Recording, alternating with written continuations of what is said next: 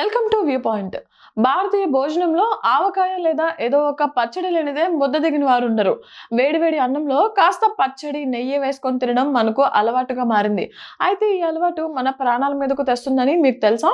మనం అమితంగా ఇష్టపడే పచ్చళ్ళు ఆరోగ్యానికి అస్సలు మంచివి కావని నిపుణులు చెప్పారు.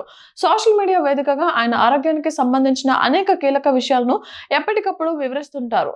చాలా మందికి ఒక సందేహం ఉంటుంది. మన పెద్దల కాలం నుంచి పచ్చళ్ళు తింటున్నారు కదా, వారికి ఏమీ కాలేదు కదా అని వాదిస్తుంటారు. దీనిపై నిపుణులు స్పందిస్తూ క్లారిటీ ఇచ్చారు. పూర్వకాలంలో ఏదైనా ఒక సీజన్లో పండే కాయలు మిగిలిన సమయాల్లో దొరికేవి కావు.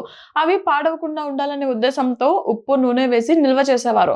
తిండి దొరకని రోజుల్లో వాటిని ఆహారంగా తీసుకునేవారు. అప్పట్లో వారు చేసిన కష్టానికి, తిన్న తిండికి ఆ పచ్చళ్ళు సరిపోయేవి. కానీ నేటి కాలంలో అన్ని రకాల ఆహార పదార్థాలు అందుబాటులో ఉన్నా మనం ఇంకా పాత పద్ధతులనే పట్టుకొని వేలాడడం మూర్ఖత్వమే అవుతుందని అభిప్రాయపడ్డారు. సాధారణంగా మనం బర్గర్లు, పిజ్జాలు, కూల్ డ్రింక్స్ లేదా చక్కెర ఎక్కువగా ఉండే పదార్థాలు ఆరోగ్యానికి హానికరమని భావిస్తుంటాం. కానీ పచ్చళ్ళు వాటన్నిటికంటే ప్రమాదకరమని నిపుణులు వెల్లడించారు. పచ్చళ్ళలో ఉండే ఉప్పు, నూనె మోతాదులు మన శరీరానికి తీవ్ర నష్టాన్ని కలిగిస్తాయన్నారు. ఆరోగ్యకరమని భావించే ఈ నిల్వ పదార్థాల్లో విటమిన్లు కానీ, ఫైబర్ కానీ అస్సలు ఉండవని చెప్పారు. చాలా మంది పచ్చళ్ళు ప్రోబయోటిక్స్ అని భ్రమపడుతూ ఉంటారన్నారు. కానీ అది నిజం కాదని నిపుణులు స్పష్టం చేశారు.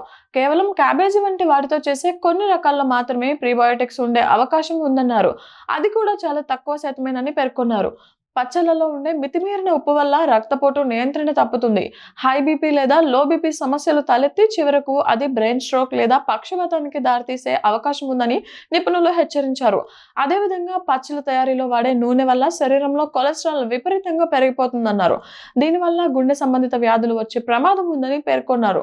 పచ్చళ్ళ వల్ల వచ్చే ఆరోగ్య సమస్యలు మరే ఇతర ఆహార పదార్థం వల్ల రావని నిపుణులు కుండబద్దలు కొట్టారు.